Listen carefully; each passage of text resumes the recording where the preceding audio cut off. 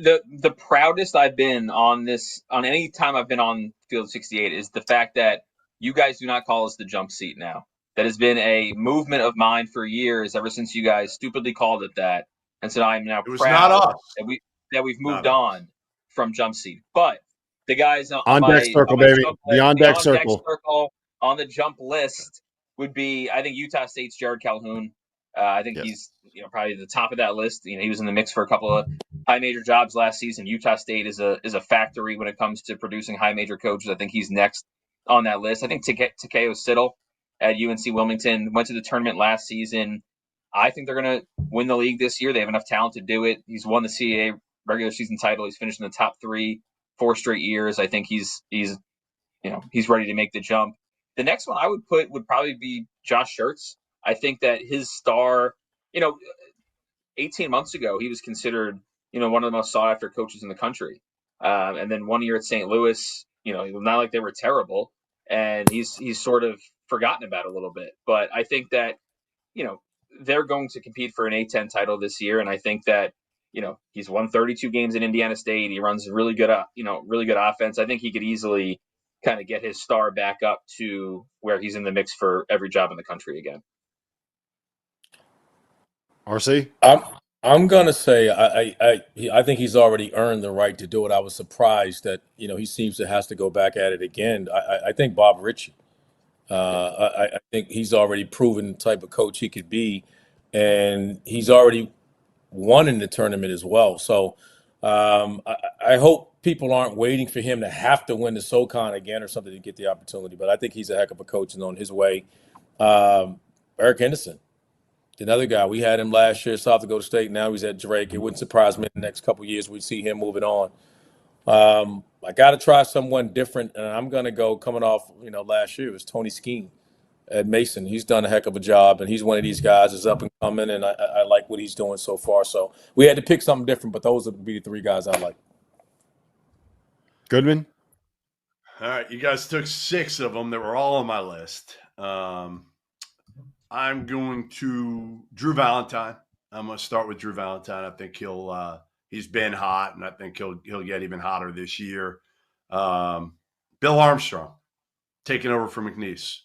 I think they're going to win at such a high level again. He's got money. He can coach. We know that. So I think he takes over and does a great job right away out of the gates. And I'm going to say Brian Hodgson will be at South Florida for 1 year and then bounce to a big time job. He's got ties down south. He's got ties in the Northeast. So I could see those 3. There are plenty more. Plenty more we can go through as well. I want to give a shout out. Yep, Chris Gerlofson, Russell Turner. Chris Gerlofson was going to be the name that I mentioned. Eric Olin at New Mexico, he's a guy that built UC San Diego twice from a Division II. Also ran to a team that went 30-1, and then took him to Division I and went 30-5 after 5 years there. And he's going to a place in New Mexico where it's almost impossible not to win. Is a guy that I would list. Chris Mack. Matt Langle. Chris Mack. Chris Mack, if he lays off the animal crackers late at night, it's becoming a little bit of an issue. It's a continuous thing with him. And no more TikToks. Dan Earl at Chattanooga. No chance. Nope, never. That's a Medford guy. No chance. Can't trust those Medford guys. Matt Langle from Colgate, and I'm not just saying that because his little brother coaches my son's AAU program. So I'm gonna kiss him. You are just saying that. Of course not. I'm kissing a little Matt Langle, Casey Langle ass, so I can get chased back into the starting lineup here on Saturday. We got a tournament coming up on Saturday. So Bryce Drew, is Bryce Drew ever going to make it back, Goodman? Yeah, but he's got a hell of a job. I'm not sure, honestly, why you'd want to leave Grand Canyon, because you've got great resources going into to the Mountain West. What about Phil Martelli Jr.? How long does he last at VCU? 2 or 3 years. How long does anybody last at VCU now? It's 2 or 3 years. Yeah. He's probably on his way out. What about Mike Morrell at UNC Asheville? Won 70 games the last 3 seasons. He was when we saw him at Big South Media Day. I don't think anybody that we saw Goodman was as fired up about everything that was happening in the world of college basketball than Mike Morrell. He came in juiced, man. I don't know if he had too many cups of coffee or something, but he came in like it was about 2:00 in the morning. And he was getting the table at Hakkasan with Jeff Borzella. Who else we forget? All right, we don't need to get into Hakkasan. Flynn Clayman, could he be a one and done? Could Flynn Clayman at High Point? They got really good resources, a heck of a team. He could be a one and done. You know what?